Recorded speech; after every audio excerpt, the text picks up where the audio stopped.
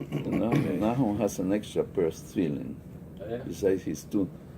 And then was doing a guy, and he dropped it. And he one corner. You could fix it. Yeah, I sent it already. Not his, he has an extra pair. Same. Yeah, for his phone. Today we're going to start on Samach Gimel Amud Aleph. I'm sorry, Samach Daled. Samach Daled Amud Aleph. Samach Daled Amud Aleph. 64A, at the end of 64A. I ended up here. Yesterday we had a discussion about if someone shecht an extra chatas, which he wasn't supposed to. It was on Shabbos. He wasn't supposed to shecht two. He shechted two. He was only supposed to shecht one. However, the situation was that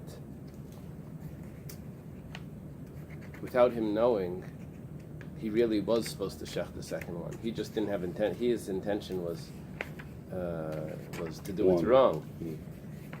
And turns out that when they opened up the animal, they see that inside it was very, very shvach. It was like a lean animal.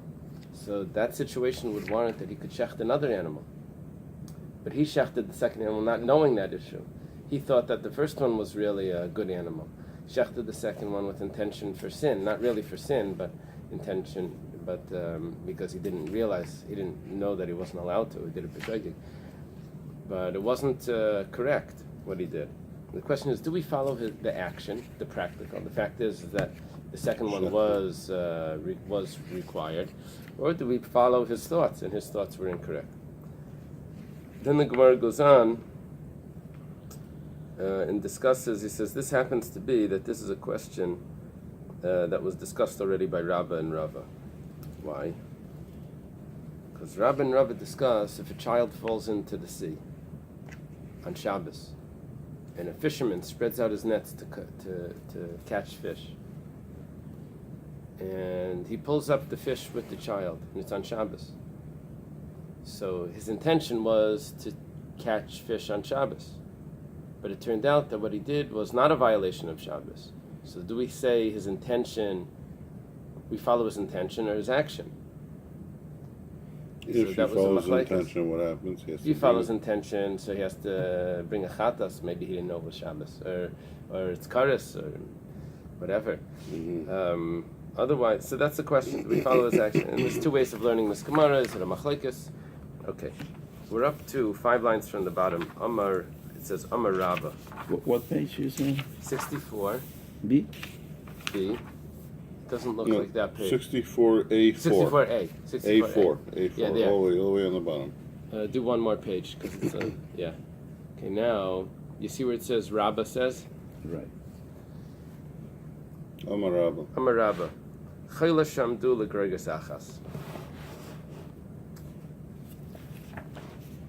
A sick person. The doctor said he needs to eat a fig. He needs one fig. Okay. So the doctor said that. There's people in the room. 10 people. They hear what the doctor says. They run out to the trees and outside, and they start pulling off figs. So they all went at the same time. They're all pater, because they're allowed to do that, each one. Then the Gemara says, "Afilu b'zeh acher zeh," even if one went after the other one.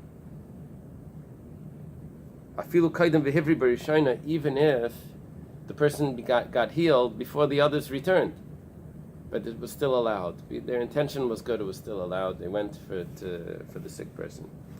Rava has a question. Very interesting Gemara here. A sick person that they estimated that he needs 2 figs. Start to get to Rabbi Yomi's level.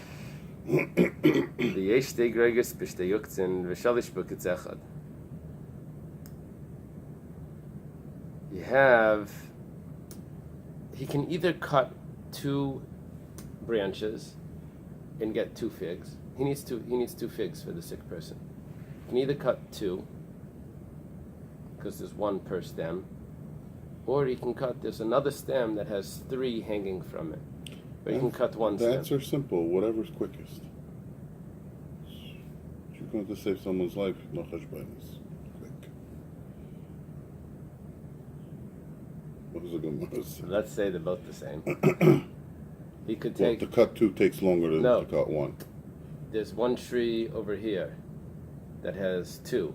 There's 1 tree over there that has 1. The fact that cutting 2 takes longer should be it's a no-brainer. But maybe the one that's 2 takes longer is actually a little bit closer. And the one, I'm just giving it. Yeah, It's possible. it's Okay. possible, you're right. So, the question is,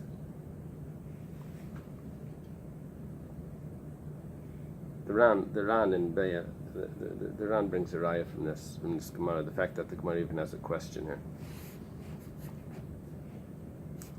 is that Riba B'Shirim, he says if you add in the amount, he says that's an Issa D'Oraisa. Like for example, if you're lighting a fire under a pot on Shabbos, so if there's 2 pots, one has more in it, one has less in it, it's an Issa D'Oraisa to light the one that has more.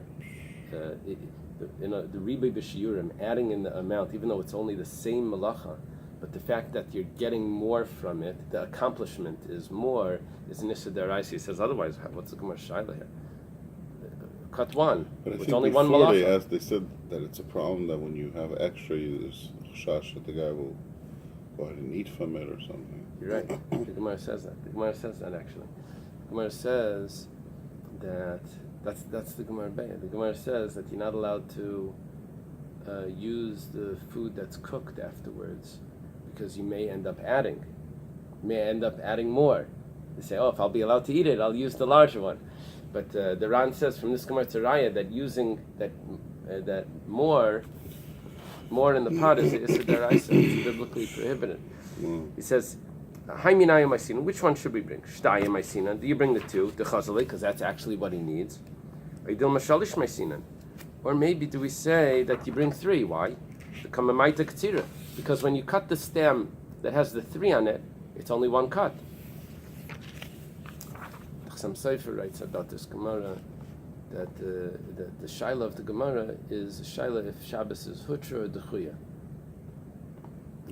If you say, Sounds like a raga chover also. if you say it's hutra, the question is, do you have to minimize in Shabbos?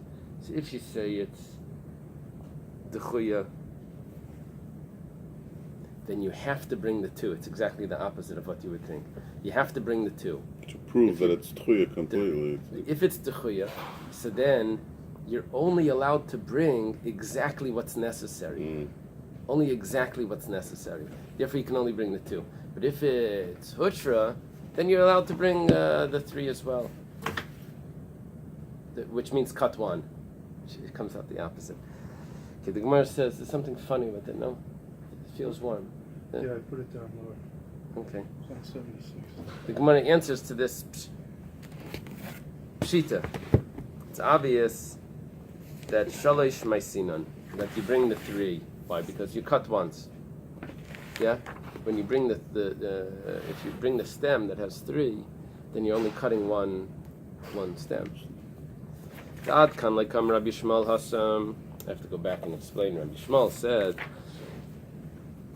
that on Shmuel holds that the Karban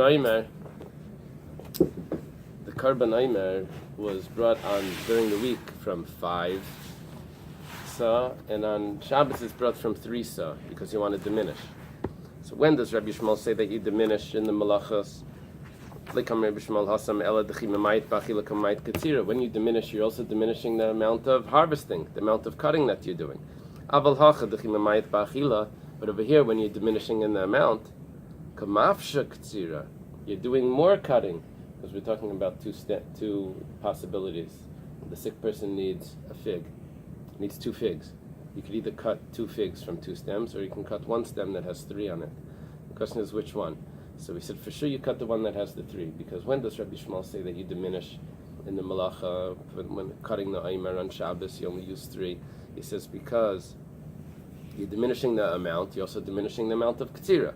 However, over here, when you're diminishing in the food, you're adding in the Ketzira, because now you have to cut 2 stems when you're only using 2. So Vadei Shalish Meisin, for sure you bring the 3. Okay. Farshim asked here an interesting question, that the Gemara says that on Shabbos, if a sick person needs meat, you're allowed to shecht an animal, and it doesn't matter what size animal. According to the Ran, which we discussed, that the Ran says that if you add in measurements, it's Issa D'Oraisa. The fact that the Gemara has a question here about this must mean that increasing in the size, cutting one stem that has 3 on it, is biblically prohibited. That extra third one, which is not necessary, is biblically, even though it's one malacha, it's just one cutting.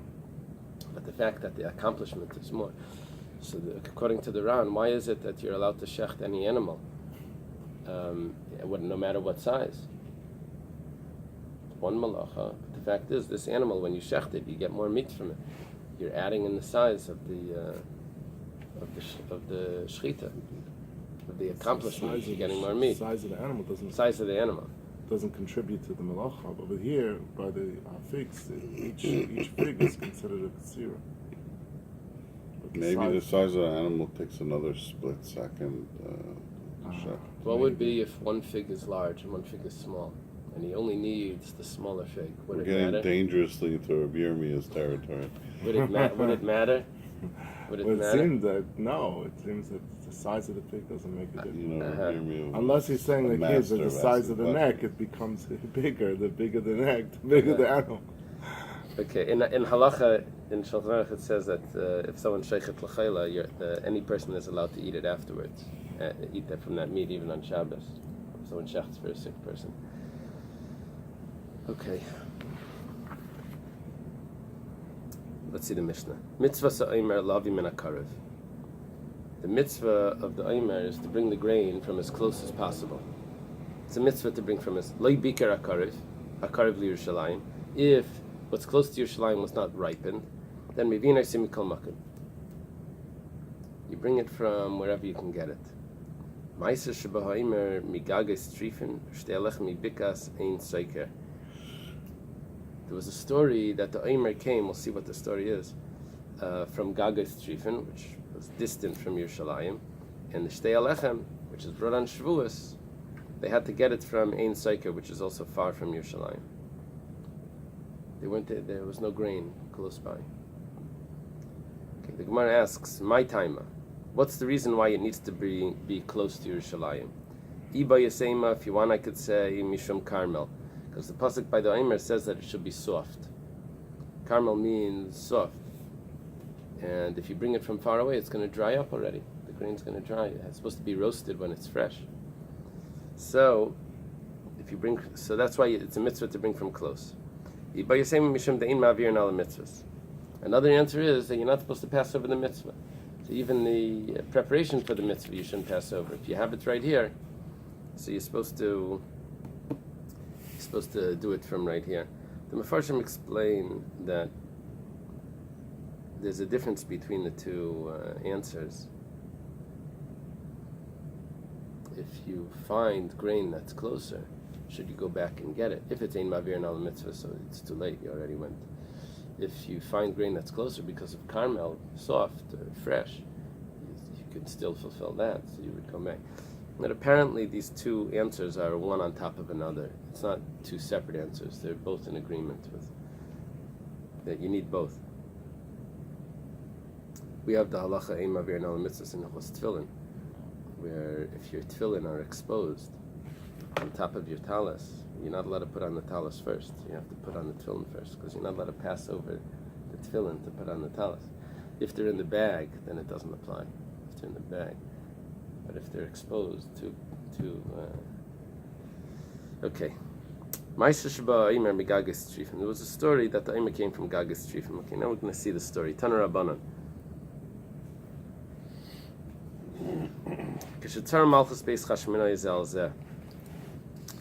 when there was oppression from the Bais Chashmonai one on another. These are the children of Alexander Yanai. Alexander Yanai had a wife that was righteous, but he himself was very not righteous. His wife was Shimon ben Shattach's sister, Shleimus. Yeah. He wrote the Ketuvah. Yeah, Shimon ben Shattach instituted the Ketuvah. And they had two sons. One of them was older and one of them was more fit to be king. And I think Hyrcanus was older and Aristobulus was more fit to be king. And in the conflict of who should fight, who should rule, they sought help from Pompey, the general, triumvirate. Remember that in Rome. Pompey, Crassus, and Caesar were in the same time. Pompey was the big general, so they sought help from Pompey. Pompey came in, and that's when Rome took over the control over Israel, over Jerusalem, when they brought him in to assist. So what happened was, Hyrcanus mi bachutz v'Aristobulus mi b'fnim. Here in our Gemara it says Hyrcanus was outside and Aristobulus was inside. The Gemara Bava has it the opposite. They say from Josephus that both happened. They conquered and they lost, conquered, and lost whatever. and conquered. So it's no contradiction. So what happened was b'chol yom v'yom hayu mishalshlem dinarim b'kupa u'malalem timidim. Every day there was a siege. I think actually Aristobulus' wife and family were held inside, captive, I think. Aristobulus was outside, he wanted to get inside. And Hyrcanus is outside. In this story, Hyrcanus is outside. That was in the other instance. Hyrcanus is outside, Aristobulus is inside. Aristobulus and his people, or the Kayanim, they wanted a carbon tamid, but they couldn't get. So they would send over a basket of coins over the wall of Jerusalem, and they would take the coins and they would put in a lamb and they would bring it up for the carbon. They would exchange the coins. It was a huge price. There was one older person that was inside. He knew Chachmas Yavanis, Greek wisdom. It's assumed that the Greek wisdom here isn't the philosophy or mathematics that we know of. It's assumed some sort of riddles that they had. They had these types of riddles, and he hinted to them, alluded to them with riddles, with motions or something. You're never going to win if they keep doing the service. So the following day, they lowered down the coins in the basket. And instead of putting in a lamb, they put in a pig. When it came halfway up the wall, the pig stuck its fingers in the wall, and Yisrael quaked. It was like an earthquake. 400 parsais, the whole place shook. At that time, the sages said, Arashi Gadol Chazir. Cursed is the one that raises pigs. And cursed is the one that teaches his son Greek wisdom. Because it was all because of this, what happened. At that time they said,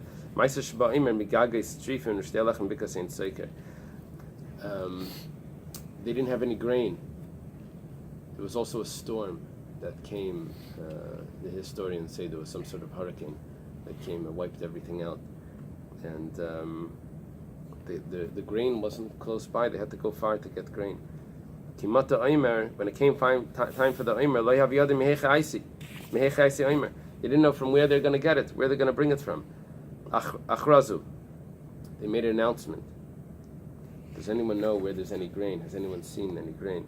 Did I say a bracha? No.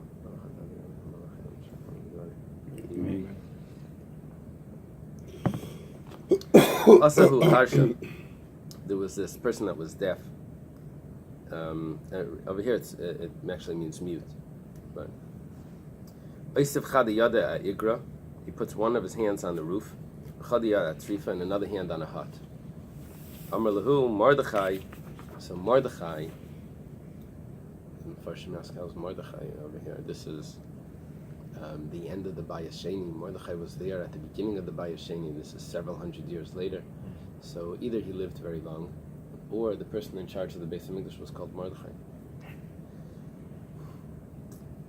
In the end of the Gemara, it's apparent that he lived very long, because it uses psukim from the Megillah Ki asa miya keduchta d'shma gagis trifim, by trifim gagis.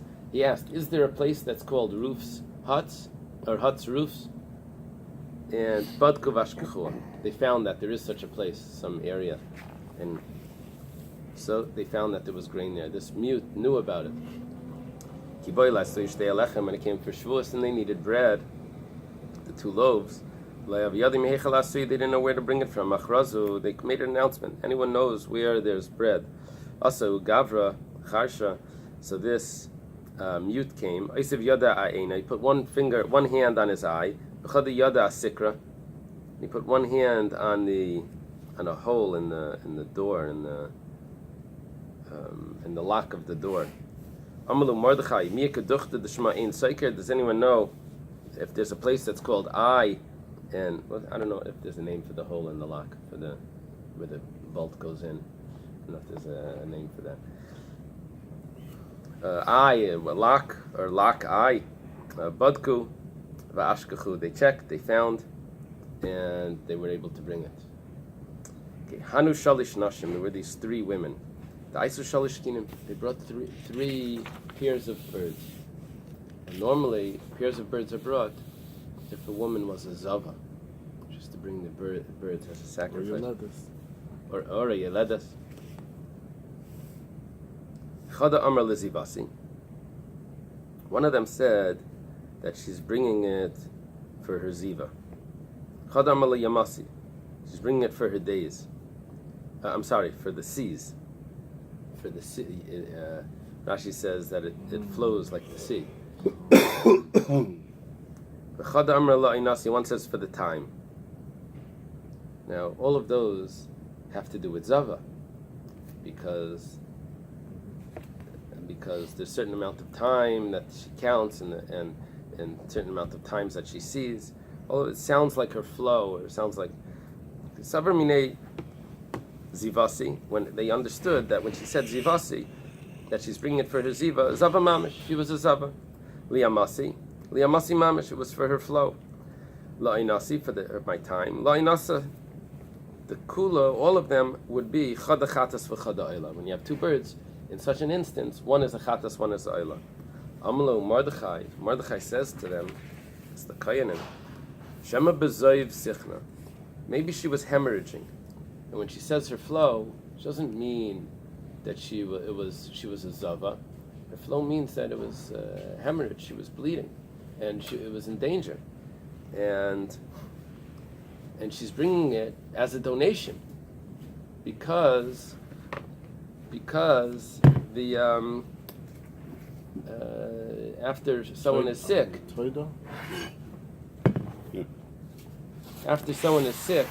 so she brings a taida. She's bringing it as a gift. Not really a taida, because a taida is an animal, but she's bringing it as a gift. I'm making a kiddush, right? So Shema bayam sichna. Maybe she was dangerous in the sea. I'm holding at the bottom of 64 Samach Daled Amid Bais. Bottom line. Maybe she was in danger in the sea. Shema be'ena sichna. Ainasi. What does that mean? With her eyes. She had a problem with her eyes, and she recovered. The kula elisnina, that all of them are donations. It's not a chatas. It's a donation offering. It's an oila. So badak vashkach. They checked. They asked the next questions, and they found out that Mordechai was right. Now we're on top of Samachay. The Hainu Ditnan, and that's what it says in the Mishnah. Psachia lakinim. That Psachia was in charge of the birds. There was a pushka that was called kinim, birds, because the money from that was used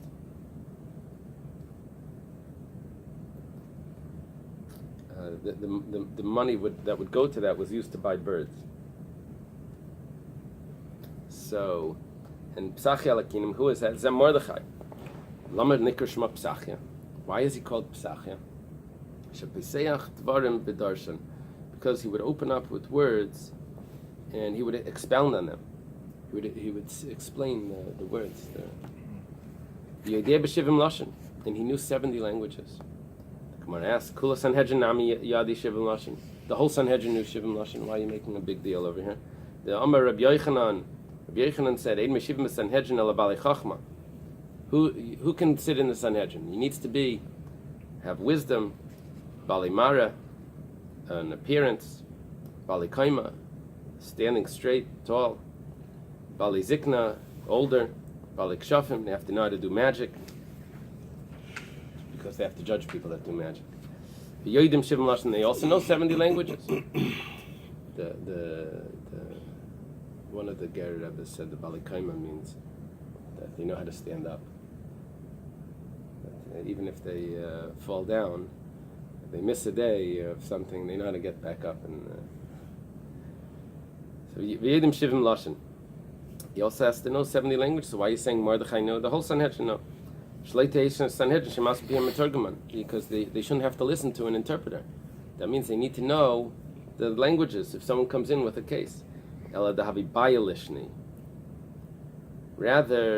he would mix the languages. He was able to translate languages from one language to another. And he would mix them, B'darish, and then he would expound on them. Mordechai Balshan. That's why Mordechai was called Balshan. In Nehemiah, that's his nickname. In Nehemiah, he's called the Balshan. That's his name in Nehemiah. Okay, Balshan means that he's Bayal Lishnei. He mixed languages. Okay. Next Mishnah. Okay, today nice. And how would they do this? We're talking about the Eimer. How would they do the Eimer?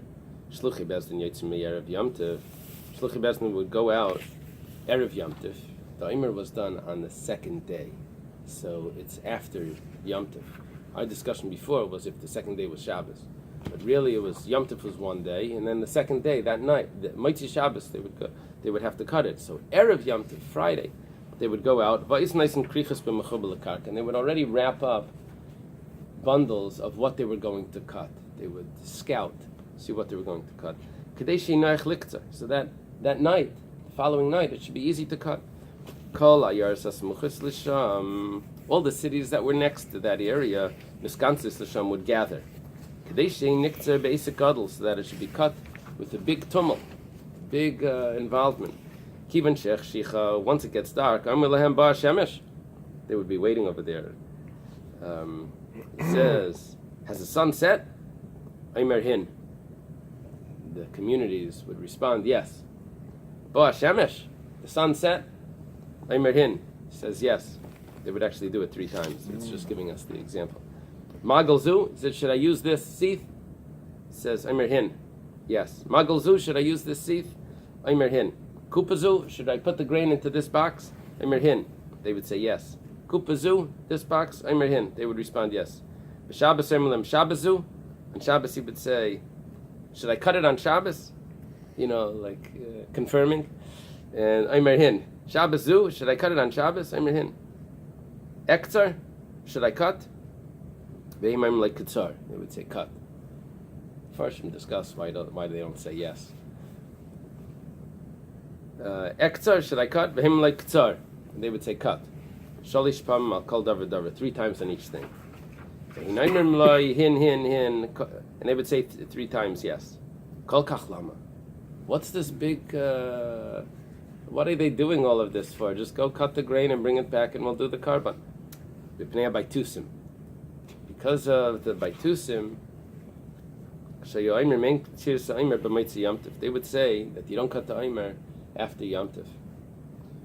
So the history of this is that on Tignos, Yirsaychai taught that you don't serve Hashem in order to receive a reward. So his two students, Tzaddik and Bais, they said, oh, there must be that there's no reward. So they made for themselves a different sort of religion. And it evolves in different generations into different things. So those times they were called Tzedukim and Baitusim. Afterwards it became called Karayim, and it takes on different forms. But the concept is that actually in those days, now we know from the Dead Sea Scrolls, that the Dead Sea sect at least, they didn't think that the prophecy stopped. They still had a prophet that was telling them, that was darshaning. The way we understand it today, or the way we understood it before the Dead Sea Scrolls, is that they just made up whatever interpretation they wanted. They didn't accept the tradition. There was only the written law, and then how do you explain the written law? However, each one decided. But now from the Dead Sea, apparently they had a sage that was still getting prophecy, and they felt that there is no such thing as interpretation.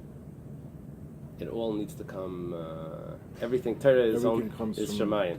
There's no. We have no say in it. Was it a woman prophet or? From what I read, it was a man. I hear. I guess it would take on different forms, but the scholars. The scholars believe that the Mishnah, they call them Mishnayos, Rabbinic Judaism, that it all took place after the temple was destroyed, Rabbi and Zakayan, and all of that. And from the Dead Sea Scrolls, we're able to prove, because the Dead Sea Scrolls go back well into the Bayesheni, 150 years into the Bayesheni. While the temple was there, we're able to prove that the Mishnayos were accurate with what they were saying. It goes back well into that. This is like a clear archaeological proof that the Mishnayos were much older than what the scholars. The teachings are much older. Tanu Rabbanan. The rabbis taught what we're about to quote, something called Megillas Tainus. Megillas Tainus is during the Second Temple, they had holidays that they celebrated, that after the temple was destroyed, we stopped celebrating them because they were relevant to the temple. It would be, I don't know if this is an appropriate example, but there were days in Chabad that were more significant when the Rebbe was alive, at the Gashmias, that they had more significance afterwards. Let's say, I should do it differently. There were days by the Frierdiker Rebbe, I should do it, that's more politically correct, by the Frierdiker Rebbe that were more significant than it was by. So Megillas Tainus was relevant. Those days were more significant when the temple was around. After the temple was destroyed, the Gemara tells us Batla Megillas Tainus. Okay, goes like this. Tanu Rabbanan, the rabbis.